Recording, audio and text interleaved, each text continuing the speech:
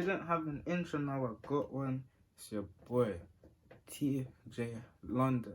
And I'm back with another video for the Afro Sheen gang. We lit in the city, they watching us. Oh, when we're lost in the zone, ain't no stopping us. No, yo, I'm chasing the bag and I swear I can't stop you now. They told me I'm bait and I'm popular. I got the cash but it's not enough. I'm taking over, I'm the officer. Steady topping up, yeah. Please subscribe, please. So from the title of this video, you can already see what I'm about to talk about. If you lot don't already know, I'm a born again Christian.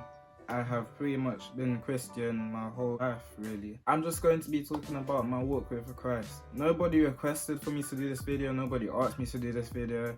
It just dropped in my spirit that I should tell you lot about my walk with Christ, because my life has been like up and down. A lot has happened since I became born again, and you know, I'm just going to be talking about that in this video.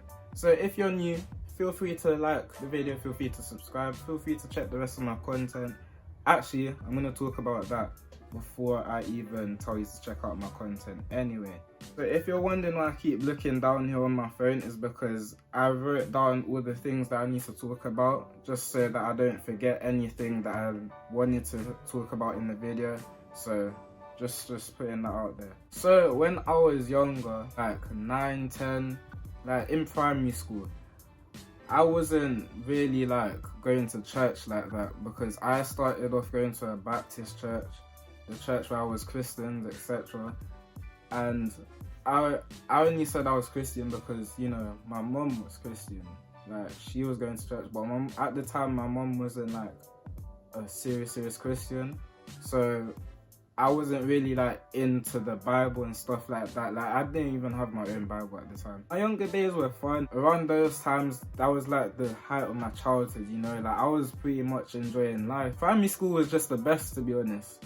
Like, I know I had my times where I've been bullied when I was like really young, but apart from that, like when I started to get into like year 3, year 4, year 5, year 6, and getting closer to the people in my class, and you know, year 6, where obviously everyone had to leave and all of that to go to secondary school, I was enjoying that. Like, those were moments to cherish, and those moments will never leave my mind. So I don't regret anything. Like, I know I may have not been the best child, but I do enjoy just looking back and laughing at the stuff I've done. It's nice to think about. Around the time when we started looking for secondary schools for me to go to, that was the same time I started attending a different church that my godmother invited my family to, and I really enjoyed the church because it's a Pentecostal church, by the way, the one that I attend now, and it's very upbeat. There's more noise. It's not like a Baptist church where it's like quiet and all of that.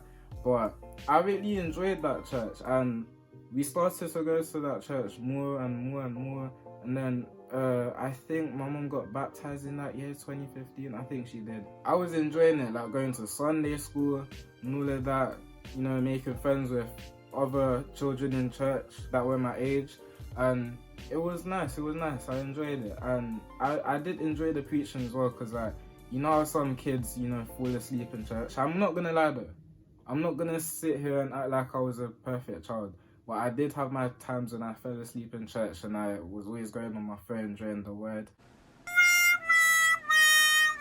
Now I don't do that, obviously, because I'm older, I understand things more, etc. When we used to do like Christmas plays in church and just plays overall, sometimes we were required to like have parts where we were singing, and then I was tried out to like sing a certain part for like a Christmas play or something.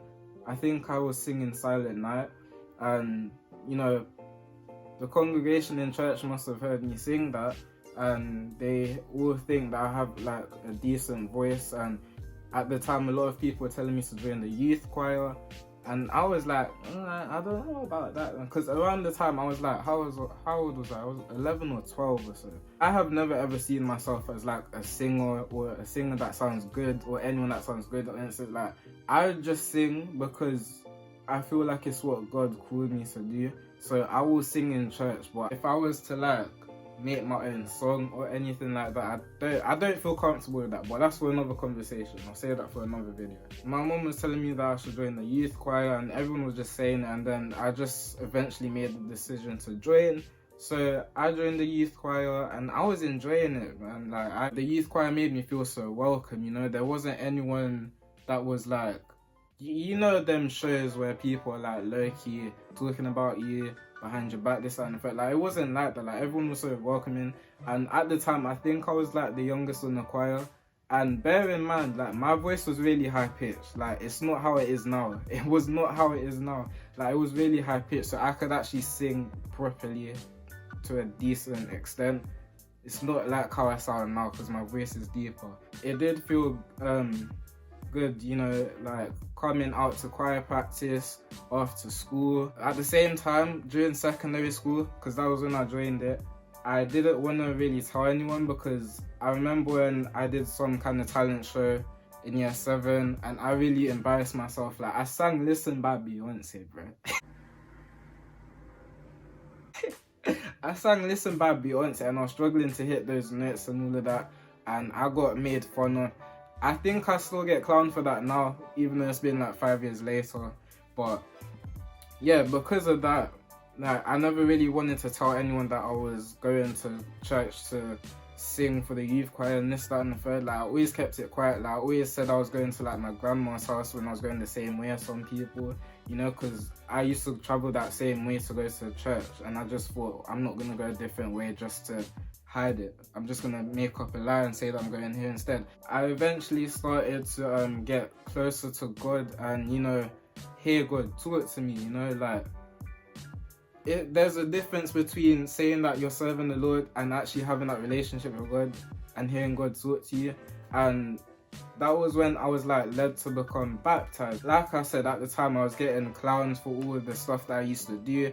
And between year 7 and year 8, like that was like the prime time where I got bullied the most. Always got called names, always got made fun of. You know, like violated on WhatsApp, because at the time we weren't really on Snapchat. That was when we were all making like WhatsApp group chats. So like I was getting violated in group chats, all of that stuff. I just felt, you know what, if I get closer to God, maybe things will get better. But what I didn't know is that when you get baptized, like life is not going to be all good after. Like it's not going to be a fairy tale. It's not going to be like, oh, happy days until the end. No, some of you lot know, as a Christian, you'd go through battles each and every day. You know, the devil's always trying to take you down, this, that, and the third. So it is hard. And I didn't know that. So I didn't see the obstacles that was coming my way. And after I got baptized, like, not even that, even before I was getting baptized, like, I was so happy to, you know that I was going to be born again, wash away all my sins. Not all my family is really religious like that. And my dad didn't agree with the fact that I was getting baptized and all of that, and it all ended up in a whole argument. And I used to get really upset about it because he didn't, you know, support me, and he didn't want to talk to me for some time or whatnot. Like, he was saying like, oh, it's a big decision, da, da, da, da. Don't worry there. You don't need to come at my dad or anything. Like, he's fully supporting me now. He's even talking about God more himself. So that's the start. And even my sisters, actually, like, even just seeing people that you know, especially your family, talking about God more and, you know, getting close to God, like, it is a good feeling. But anyway, yeah, and apart from me, my dad not agreeing with that, like, I was also in this, I don't really want to say relationship, but it was an on and off relationship with my ex. And listen, yeah, I just want to say this, like, me and my ex are cool. Like, we're all good. Sometimes I just be really upset. Sometimes I just be thinking about taking my own life. Sometimes, like, I wouldn't say I was depressed, but I was, like, you know, just doing with the self-harm and stuff like that. So yeah, there was at some points where my mum was thinking about taking me to a youth centre and all that, because I was going crazy. Like, I lost my mind pretty much.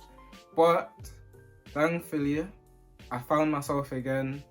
You know, I got closer with God. I started reading my Bible more, because at the time in my church, my Sunday school teacher, Like every day, I think it was 2017. Every day, yeah, 2017, because that was my worst year. Every day we'd be picking out like Bible scriptures in the morning before we'd go to school or college, and then, you know, we'd apply that scripture to our day. So we were reading our Bible every day and, you know, acting in that godly way as well. So it was good. It was helping me, and that really got me closer to God more. But through the midst of that, I was still getting bullied. People would still clown me, this, that, and the third. Like, I'm gonna be so real. Bullying has made me a stronger person. By the way, if you want to talk about my bullying video, it should be somewhere up here or there. I don't know, but click on it if you want to check it out. Save it in your watch later, if anything, if you still want to watch this video. Sitting in the morning sun. But yeah, I was going through all of that at the same time, but I'm surprised with myself even of how strong I used to be. But like at the same time, I used to come home crying sometimes, like letting it all out. Like a lot of people see like men or boys are my age, society just makes it seem like, oh, we're supposed to be tough and all of that. But like I'm gonna be so real. I'm never gonna be that type of person. I'm my own person. If I have something I need to let out, if I need to cry, I will cry out and let it out, you know. Because I do have my days where I think like my mental health is important to me. Like if I know for a fact if I don't take care of myself, I'm just gonna go crazy, you know. So I do take care of my mental health. But yeah, so at the end of 2017, life was good and all that. 2018, life was good. Like nothing major really happened. Nothing major really happened really. Like I was still singing on the choir. You know, it was all good. Like 2018 was actually a good year. I'm gonna be so real. But then 2019 came. I was in year 10. I think I was in year 10. Yeah, I was in year 10 to year 11 basically. And that year was challenging because the start of 2019 from like January to September, like during the summer holidays, like it was all good. That was when my church had a barbecue for the youth, and we were trying to like bring more youth into the church or whatnot. I have the vlog to that up here somewhere. And I also went on my church trip as well, and I have the vlog to that up here somewhere too. Like all the cards that you see up there, just make sure to check them out. Save them to your watch later if you want to watch this video right now.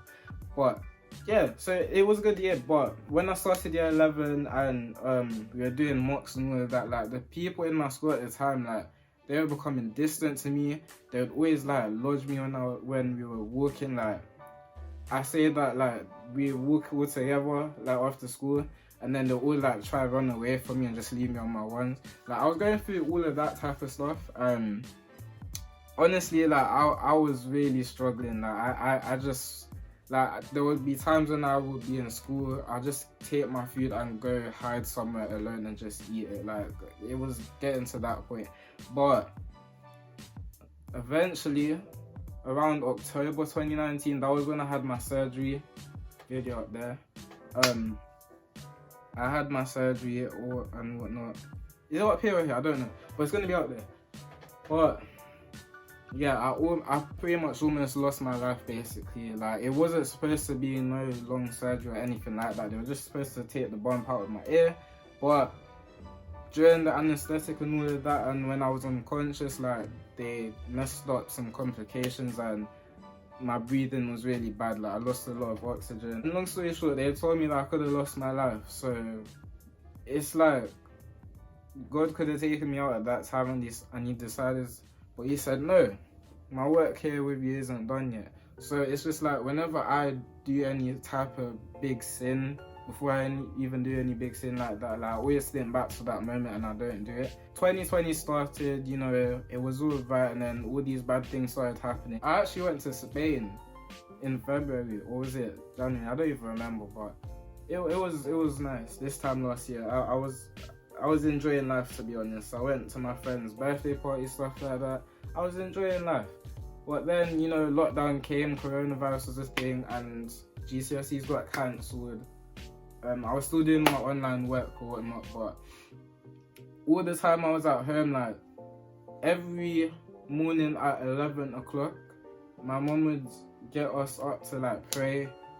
We'd read certain parts in the Bible, like between me and my little brother and my mum, like we'd read certain parts of the Bible each day. Like each day it was a different person reading basically, and we were just doing stuff like that, and we were getting close to God. I was fasting a lot as well, like 6 a.m. to 6 p.m. Sometimes I'd do like a half day fast from like 12 p.m. to 6 p.m.